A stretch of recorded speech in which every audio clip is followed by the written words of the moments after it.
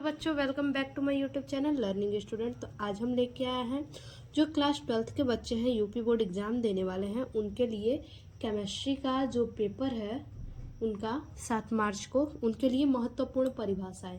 आप बस इतनी परिभाषाओं को तैयार कर लीजिए। इसी में से आपके जो एग्ज़ाम में परिभाषाएं होंगी पूछी जाएंगी, इससे एक भी जो है कि बाहर नहीं आएगा। ठीक है, तो देखिए सबसे पहला जो परिभाषा वो क्या है, मोल प्रभाष। ठीक है, मोल प्रभाष पूछा जाएगा कि मोल प्रभाष क्या है।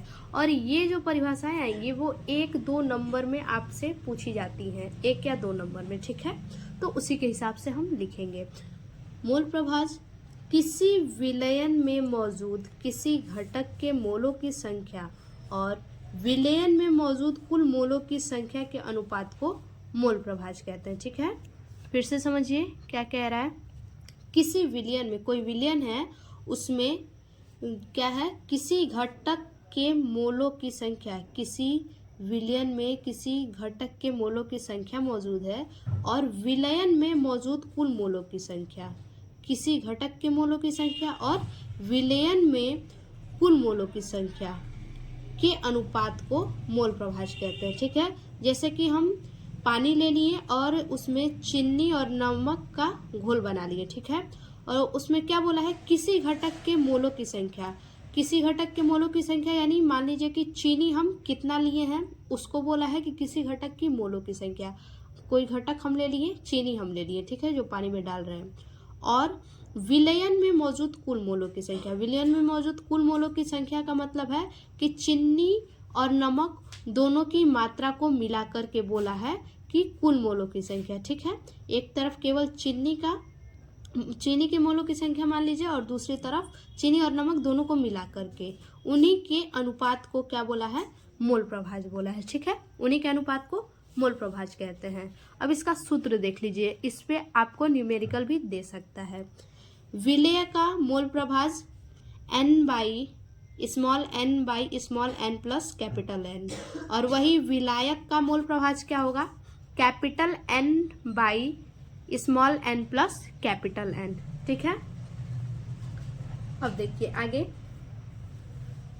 दूसरा है हमारा क्वथनांक में उन्नयन। ठीक है, क्वथनांक में उन्नयन क्या है, देखिए लिखेंगे, जब किसी द्रव में अवाष्पशील विलय मिलाने से, किसी द्रव में क्या करें, अवाष्पशील विलय मिलाने से उसके क्वथनांक में वृद्धि हो जाती है। किसी भी विलयन में क्या करें, अवाष्पशील जो है कि विलय मिला दे, उस विलय को मिलाने से क्या होता है, क्वथनांक में वृद्धि होती है, तो इसे क्वथनांक में उन्नयन कहते हैं। ठीक है, जो क्वथनांक में वृद्धि होती है उसी को हम क्वथनांक में उन्नयन कहते हैं और इसे डेल्टा टीबी से दर्शाया जाता है। ठीक, इसे डेल्टा टीबी से दर्शाया जाता है। और इसका समीकरण देखिए क्या होता है, समीकरण है delta TB equal to KB into m. ठीक है, यही आप समीकरण लिख दीजिएगा। उसके बाद तीसरा हमारा है किस हिमांक में अवनमन। ठीक है, हिमांक में अवनमन किसी विलायक में गैर वाष्पशील पदार्थ, किसी भी विलायक में गैर वाष्पशील पदार्थ मिलाने पर विलायक के हिमांक में कमी आ जाती है। फिर से ध्यान दीजिए, किसी विलायक में गैर वाष्पशील पदार्थ मिलाने पर, ठीक है, किसी भी विलायक में क्या करेंगे, गैर वाष्पशील पदार्थ मिलाएंगे और पदार्थ मिलाने पर विलायक के हिमांक में कमी आ जाती है। जब गैर वाष्पशील हम पदार्थ मिलाएंगे तो उसी के मिलाने से क्या होगा, विलायक के हिमांक में कमी आ जाती है। ठीक है, उसी कमी के कारण क्या कहते हैं, इसे हिमांक अवनमन कहते हैं। उसी कमी को क्या कहते हैं हम, हिमांक अवनमन। हिमांक में कमी आ जाना उसे हम कहते हैं हिमांक अवनमन। सीधा से याद रखिए, किसी भी विलायक में गैर वाष्पशील पदार्थ मिलाने पे विलायक के हिमांक में कमी आ जाती है, इसे हिमांक अवनमन कहते हैं। ठीक है, और इसका जो सूत्र है टी से हिमांक के अवनमन को जो है कि टी से प्रदर्शित करते हैं। T equal to small i, small k, small f और स्मॉल एम, ये सब स्मॉल रहेगा। ठीक है, टी इक्वल टू आई के एफ एम, बस आप ऐसे इसका सूत्र लिख दीजिएगा। ठीक है, देखिए अगला है मोललता उन्नयन स्थिरांक। ठीक है, देखिए किसी विलायक के 1000 ग्राम में, ठीक है, किसी भी विलायक के 1000 ग्राम में, कोई विलायक है 1000 ग्राम, ठीक है, किसी विलायक के 1000 ग्राम में किसी अवाष्पशील विलेय का 1 मोल घोलने पर उसके क्वथनांक में होने वाली वृद्धि को मोलल उन्नयन स्थिरांक कहते हैं। फिर से समझिए, किसी विलायक के 1000 ग्राम में, कोई 1000 ग्राम का कोई एक विलायक है, ठीक है, और उस विलायक में कोई भी अवाष्पशील विलेय 1 मोल घोलने पर, कोई भी अवाष्पशील विलेय क्या करेंगे, 1 मोल घोलेंगे, ठीक है, किसी 1000 ग्राम विलायक में 1 मोल अवाष्पशील विलेय घोलेंगे, ठीक है, और घोलने पर उसके क्वथनांक में जो वृद्धि होगी, ठीक है, उस विलायक में जो हम विलेय को घोलेंगे, कितना विलेय घोलेंगे, 1 मोल, ठीक है, 1 मोल विलेय जो है 1000 ग्राम विलायक में घोलने पर जो क्वथनांक में जो वृद्धि होगी, उसके क्वथनांक में जो वृद्धि होगी, उसी वृद्धि को हम क्या कहते हैं, मोलल उन्नयन स्थिरांक कहते हैं। ठीक है, अब इसका सूत्र देख लीजिए, इसका सूत्र क्या होगा, देखिए इसका सूत्र होगा KB = delta TB into M into W by W into 1000। ठीक है, ये हमारा जो है कि सूत्र है, इसको आप जरूर से लिखिएगा। देखिए किसी भी परिभाषा के साथ उसका सूत्र अगर आप लिखिएगा तो वहां पे आपका प्लस पॉइंट होगा। ठीक है, अब देखिए पांचवा हमारा जो है, पांचवा हमारा परिभाषा क्या है, पांचवा है परासरण दाब। ठीक है, पांचवा क्या है हमारा, परासरण दाब। अब इसको देख लेते हैं। देखिए परासरण दाब वह बाहरी दाब होता है, परासरण दाब जो है कि वह बाहरी दाब होता है जिसे किसी विलयन पर लगाया जाता है। ठीक है, परासरण दाब ऐसा बाहरी दाब होता है जिसे कहाँ लगाया जाता है, किसी विलयन पर लगाया जाता है। क्यों लगाया जाता है, क्योंकि ताकि विलयन के अणुओं का प्रवाह अर्धपारगम्य झिल्ली से रुक जाए। फिर से देखिए, परासरण दाब वह बाहरी दाब होता है जिसे किसी विलयन पर लगाया जाता है। ठीक है, परासरण दाब वह बाहरी दाब होता है जिसे किसी विलयन पर लगाया जाता है ताकि विलायक के अणुओं का प्रवाह अर्धपारगम्य झिल्ली से रुक जाए। ठीक है, तो इसको आप 2 बार 4 बार 6 बार अच्छे से पढ़ेंगे तो आपको याद हो जाएगा। हाँ, लेकिन दिमाग लगा के, दिमाग को जो है कि कॉन्सेंट्रेट करके आप पढ़िएगा 4-5 बार तो आपको याद हो जाएगा, आपको रटने की जरूरत नहीं है। ठीक है, वह बाहरी दाब होता है, परासरण दाब वह बाहरी दाब होता है जिसे किसी विलयन पर लगाया जाता है। सीधा से जानिए, ये परासरण दाब ऐसा दाब है जिसे कहाँ लगाया जाता है, सीधा से समझिए कि इसे विलयन पर लगाया जाता है ताकि विलयन के अणुओं का प्रवाह जो है अर्धपारगम्य झिल्ली में रुक जाए। ठीक है, इसी को हम परासरण दाब कहते हैं। अब इसका सूत्र क्या होता है, देखिए परासरण दाब को जो है कि R से डिनोट करते हैं, स्मॉल r है, और इसका सूत्र होगा स्मॉल r = CRT। ठीक है, ये सूत्र है। अब इसके बाद अगला परिभाषा हमारा क्या है, देखिए अगला परिभाषा है ईंधन सेल। ठीक है, ईंधन सेल क्या है, यह एक विद्युत रासायनिक युक्ति है। ईंधन सेल याद रखिए, ईंधन सेल क्या है, यह एक विद्युत रासायनिक युक्ति है। ईंधन सेल है तो जाहिर सी बात है, नाम से ही पता चल रहा है ईंधन सेल, ईंधन है तो जाहिर सी बात है कि विद्युत रासायनिक युक्ति ही होगी। ठीक है, जो ईंधन से प्राप्त रासायनिक ऊर्जा को सीधे विद्युत में परिवर्तित करता है। ठीक है, ये क्या करता है, जो ईंधन से प्राप्त रासायनिक ऊर्जा होता है उस ऊर्जा को सीधे विद्युत ऊर्जा में परिवर्तित करता है। फिर से ध्यान दीजिए क्या कह रहा है, यह एक विद्युत रासायनिक युक्ति है। ईंधन सेल एक विद्युत रासायनिक युक्ति है जो ईंधन से रासायनिक ऊर्जा प्राप्त करके क्या करता है, सीधे विद्युत में परिवर्तित करता है। रासायनिक ऊर्जा को सीधे विद्युत ऊर्जा में परिवर्तित करता है। ठीक है, अब देखिए अगला हमारा जो परिभाषा है वो है अभिक्रिया की कोटि। ठीक है, अभिक्रिया की कोटि किसी रासायनिक अभिक्रिया में भाग लेने वाले अभिकारक। ठीक है, किसी भी रासायनिक अभिक्रिया में जो भाग लेने वाले अभिकारक होते हैं, ठीक है, जाहिर सी बात है, देखिए रासायनिक अभिक्रिया होता है तो उसमें अभिकारक और उत्पाद होते ही है, ठीक है। तो उसी को बोला है कि किसी रासायनिक अभिक्रिया में भाग लेने वाले अभिकारकों की सांद्रता की घातों के योग को, ठीक है, अभिकारक की सांद्रता के जो घात होते हैं उन घातों के योग को हम क्या कहते हैं, अभिक्रिया की कोटि कहते हैं, ठीक है। और इसका जो है कि एग्जाम्पल देख लीजिए, NH4NO2, ठीक है। इसको जो है कि इस अभिकारक को उत्पाद में हम लाएंगे तो N2 हो जाएगा, यहाँ 2 N है तो N2 हो जाएगा, और फिर क्या बचा, H4 हमारा बचा और O2 बचा, तो हम लिख सकते हैं 2H2O, ठीक है। तो ये हमारा जो है कि एग्जाम्पल इसका हो जाएगा। देखिए अगला है संक्रियण ऊर्जा, ठीक है। संक्रियण ऊर्जा क्या है, देखिए ये जितने भी परिभाषाएं हैं इसको हल्के में बच्चा मत लीजिएगा, क्योंकि ये सारे परिभाषा जो है कि वेरी मोस्ट इम्पॉर्टेंट, जितना इम्पोर्टेंट आपको लगाना हो उतना इम्पोर्टेंट लगा लीजिए, क्योंकि इसी में से ही आएगा, ठीक है। इससे एक भी बाहर परिभाषा नहीं आएगा।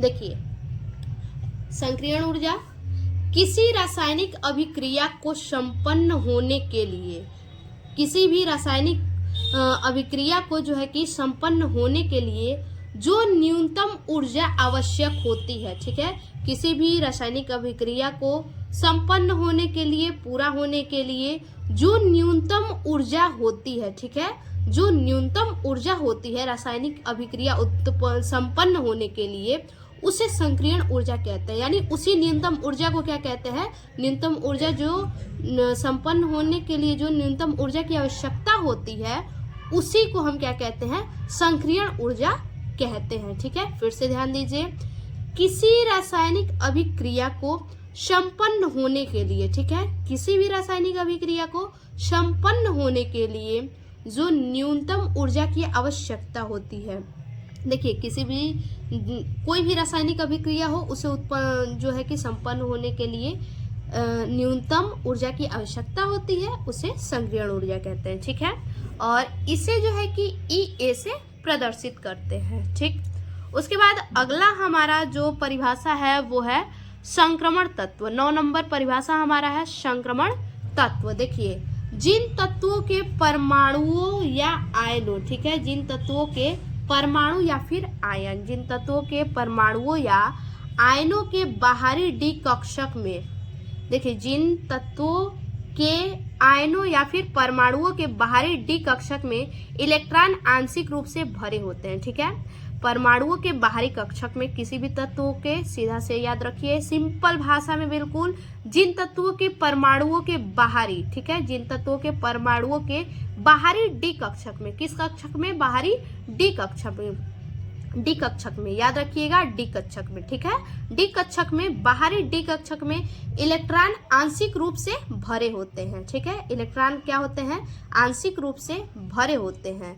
डी कक्षक क्या है, बाहरी परमाणु है, ठीक है, बाहरी परमाणु तत्व है, तो इसके डी कक्षक में इलेक्ट्रॉन आंशिक रूप से भरे होते हैं, उन्हें संक्रमण तत्व कहते हैं, ठीक है। तो संक्रमण तत्व का जो है कि एग्जाम्पल आपका हो जाएगा लैंथेनाइड। आपको एग्जाम्पल लिखना होगा तो बच्चा आप लिख लीजिएगा, संक्रमण तत्व का एग्जाम्पल क्या होगा, लैंथेनाइड होगा, ठीक है।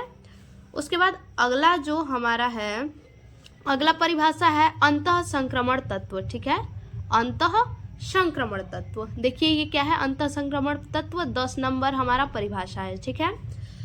अंतः संक्रमण तत्व वे तत्व है, अंतः संक्रमण तत्व वे तत्व हैं जिनमें अंतिम इलेक्ट्रॉन f ऑर्बिटल में प्रवेश करता है, ठीक है, जिनमें अंतिम इलेक्ट्रॉन क्या करता है, जो लास्ट का इलेक्ट्रॉन होता है। अंतः मतलब अंत में, सीधा याद रखिएगा, अंतः का मतलब अंत में यानी आखिरी में, ठीक है।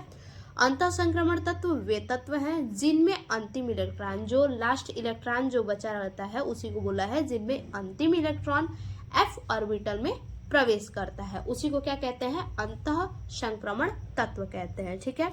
इसका एग्जाम्पल आपका हो जाएगा एक्टिनाइड। एग्जाम्पल क्या होगा, एक्टिनाइड होगा, ठीक है। उसके बाद अगला हमारा जो परिभाषा है लैंथेनाइड संकुचन, 11 नंबर है, ठीक है। लैंथेनाइड संकुचन, देखिए लैंथेनाइड संकुचन क्या है। लैंथेनाइड तत्वों के परमाणुओं, लैंथेनाइड जो तत्व होते हैं उनके परमाणु और आयनों का आकार। लैंथेनाइड जो तत्व होते हैं उनके परमाणुओं और आयनों का आकार लैंथेनाइड से लुटेशियम तक लगातार कम होता है। ठीक है, लैंथेनाइड तत्व के जो परमाणु और आयन का आकार होता है उसको क्या कह रहा है, जो परमाणु और आयन का आकार होता है लैंथेनम से लुटेशियम तक लगातार कम होता है। ठीक है, कहाँ से कहाँ तक, लैंथेनम से लुटेशियम तक लगातार कम होता है, जिसे लैंथेनाइड संकुचन कहते हैं। ठीक है, अब इसके बाद देखिए अगला हमारा जो परिभाषा है वो है लिगेंड। ठीक है, लिगेंड देखिए, लिगेंड क्या है, किसी सहसंयोजक यौगिक में, ठीक है, किसी भी सहसंयोजक यौगिक में उपस्थित केंद्रीय परमाणु के चारों ओर उपस्थित परमाणु, किसी सहसंयोजक यौगिक में उपस्थित केंद्रीय परमाणु, जो सहसंयोजक यौगिक में केंद्रीय परमाणु उपस्थित होते हैं उनके चारों ओर उपस्थित परमाणु। ठीक है, ध्यान दीजिए, किसी सहसंयोजक यौगिक में उपस्थित केंद्रीय परमाणु, सहसंयोजक यौगिक में जो है कि जो केंद्रीय परमाणु उपस्थित होते हैं उनके चारों ओर, जो केंद्रीय परमाणु उपस्थित है उन परमाणु के भी चारों ओर परमाणु केंद्रीय धातु परमाणु को इलेक्ट्रॉन युग्म उप सहसंयोजन बंध द्वारा प्रदान करते हैं। ठीक है, जो केंद्र में परमाणु होते हैं उन परमाणु के चारों ओर भी परमाणु होते हैं। ठीक है, परमाणु यानी आयन, तो उसी परमाणु उस परमाणु के केंद्रीय धातु परमाणु को इलेक्ट्रॉन युग्म उप सहसंयोजक बंध द्वारा प्रदान करते हैं। ठीक है, और उसका एग्जाम्पल देख लीजिए, K4 FeCN6 पे क्या है, -4। ठीक है, तो ये हमारा एग्जाम्पल है। उसके बाद हमारा आखिरी और लास्ट जो परिभाषा है वो है उप सहसंयोजन संख्या। ठीक है, उप सहसंयोजन संख्या देखिए ये क्या है, किसी संकुल या उप सहसंयोजक यौगिकों में, किसी संकुल या उप सहसंयोजक यौगिकों में धातु आयन से जुड़े परमाणुओं या, ठीक है, धातु आयन से जुड़े परमाणुओं या आयनों की संख्या को उप सहसंयोजक संख्या कहते हैं। फिर से देखिए क्या कह रहा है, किसी संकुल या उप सहसंयोजक यौगिक, या फिर ऐसे भी आप बोल सकते हैं किसी संकुल धातु आयन से। ठीक है, किसी संकुल यौगिक में धातु आयन से जुड़े परमाणुओं की संख्या। ठीक है, किसी संकुल यौगिक में धातु आयनों से जुड़े परमाणुओं की संख्या को उप सहसंयोजक संख्या कहते हैं। ठीक है, किसी भी संकुल यौगिक में या फिर उप सहसंयोजक यौगिक में, ठीक है, उप सहसंयोजक यौगिक में या फिर किसी संकुल यौगिक में धातु आयन से जो जुड़े परमाणु होते हैं उन परमाणुओं की संख्या को ही कहते हैं उप सहसंयोजक संख्या। ठीक है, धातु आयनों से जो परमाणु जुड़े होते हैं, फिर से ध्यान दीजिए, उप सहसंयोजक यौगिक में धातु आयनों से जो परमाणु जुड़े रहते हैं, याद रखिए धातु आयन से जो परमाणु जुड़े होते हैं उन परमाणुओं की संख्या को उप सहसंयोजक संख्या कहते हैं। ठीक है, परमाणुओं की संख्या को उप सहसंयोजक संख्या कहते हैं, और उसका एग्जाम्पल हो सकता है SO2 H2O। ठीक है, तो ये हमारा हो गया पूरा परिभाषा। ठीक है, इन 13 के 13 परिभाषाओं को आप तैयार कर लीजिएगा, एक भी परिभाषा आपका इससे बाहर नहीं आएगा। तो फिर से मिलते हैं ऐसे एक और नए वीडियो में, तब तक के लिए धन्यवाद।